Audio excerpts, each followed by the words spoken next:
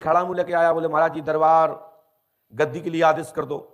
हमने कहा आप कामाख्या माई का आशीर्वाद ग्रहण कर चुके हो, कामाख्या माई की शक्ति प्राप्त कर चुके हो, अनेक गुरुओं से आपने आशीर्वाद ग्रहण किया है, तो हम भी पंडुका सका धाम की पीठ की ओर से आशीर्वाद देते हैं कि धर्मार्थ लोक कल्याणार्थ जनहित में आप काम करें। यदि आपके ऊपर कोई शक्ति या कोई भक्ति या कोई कृपा प्राप्त है, कहीं से कोई विद्या प्राप्त है, पंडुका धाम से आशीर्वाद प्राप्त है, कामाख्या माई का प्रसाद प्राप्त है, आगे बढ़िए, हमारा आशीर्वाद है। लेकिन छोटी सोच को त्यागना पड़ेगा,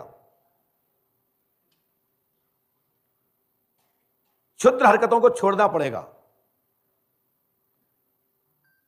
और शक्ति को अच्छे से ग्रहण करें, शक्ति को अच्छे से आशीर्वाद ग्रहण करें, आगे बढ़िए।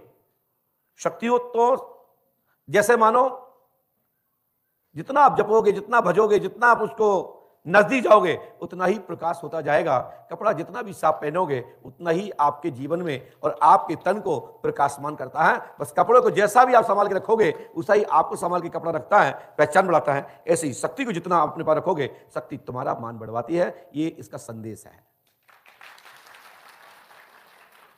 आप गद्दी तरीके से रहोगे, गलत सोच से रहोगे, तो शक्ति काम नहीं करेगी। जब शक्ति काम नहीं करेगी तो आप लोग पूछना बंद कर देंगे। लोग पूछते हैं कि महाराज हमारी शक्ति पहले तो थी, अब किसी ने शक्ति बांध दी है महाराज। हम कहते शक्ति बंधती नहीं है, शक्ति बंधती नहीं है, शक्ति वचनबद्ध होती है, वाचा में रहती है। जिस दिन शक्तियां बंध जाएंगी ना, उस दिन तो ये संसार ही शक्तियों से शून्य हो जाएगा। शक्तियां बनती नहीं, शक्तियां वचनबद्ध होती हैं।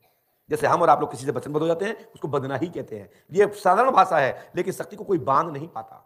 बस शक्तियां मर्यादा करती हैं कि इन्होंने मुझे दुहाई देकर के, वचन देकर के हमको अपन वचन में ले लिया है, मैं इसकी रक्षा करूंगा।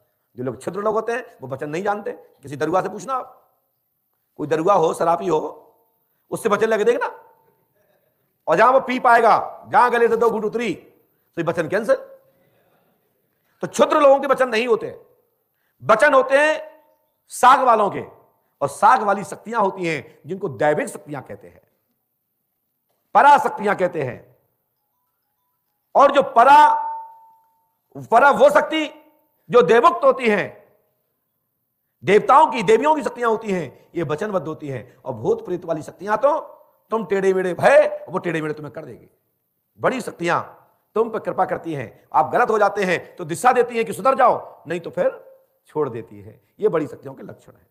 छोटी शक्तियां जो होती हैं वो आपको बर्बाद कर देते हैं। लोग कहते हैं महाराज पहले हमारे देवता हमको बड़ा जवाब देते थे, हमारे बब्बा जी ने, हनुमान जी नहीं, पुरखा। फिर कहा बोले नहीं, हमने दारू पी ली तो सब चले गए। तो हमने कहा बस यही तो कारण है। और कोई नी शक्तियों को जगत कर लेता है, कोई अघोरी, मसान, खबीस, पिचास, तो ये उल्टा कर देते हैं। पुरखा एक बार बस छोड़ देता आपको, लेकिन 50 शक्तियां छोड़ती नहीं है, वो आपको नष्ट कर देती हैं, परेशान कर देती हैं, बर्बाद कर देती हैं। और बड़ी शक्तियां साथ छोड़ देती हैं कि ये भ्रष्ट व्यक्ति है, इसको मैं अब साथ नहीं दे सकती, नहीं दे सकता। तो भाई जीतू जी, आप आगे बढ़िए, मेरा आशीर्वाद है। और परमात्मा का नाम स्मरण करके जिससे जो भी कहोगे, सफलता और लाभ प्राप्त होगा। और कामाख्या देवी, माता कामाख्या देवी भगवती के नाम से आप दरबार चलाएं। जीतू भाई आ जाओ, आगे आ जाओ।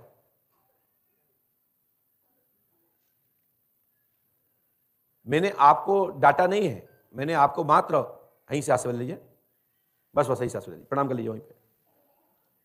वाह, हनुमान जी कृपा करेंगे और आगे बढ़ो, अच्छे कार्य करो। मेरा आपके लिए बहुत बहुत साधुवाद आशीर्वाद है। मैंने आपको कोई शक्ति नहीं दी है, लेकिन शक्ति से कम भी नहीं। वचन को रखिए, फ्रयमंती श्री वाचा सत्य नाम आदेश गुरु का। परमात्मा का स्मरण करके, माता भगवती को, देवी को स्मरण करके आप जिस पर भी हाथ रखोगे और सद्भावना से रखोगे, जिसमें आपका स्वार्थ नहीं होगा, आपका हाथ रखा हुआ फलीभूत होगा। आशीर्वाद है, बाकी के आप जानना, मेरा तो आशीर्वाद है, फलीभूत होगा। क्योंकि बैठिए आसन में, पांडुका सगा दरबार में ऐसी कोई शक्ति नहीं जो आप मांगो मैं हाथ पकड़ के दे दूं आपको। बस आशीर्वाद के और आशीर्वचन के अलावा पांडुका सगा दरबार में कोई भी शक्ति नहीं है। ये तो सब परमात्मा की शक्ति है, हनुमान जी की कृपा है। जैसे भी आप जपोगे, भजोगे, स्मरण करोगे श्री राम जी महाराज का और श्री हनुमंतलाल जी महाराज का, तो हाथीवान महाराज की कृपा प्राप्त हो जाएगी।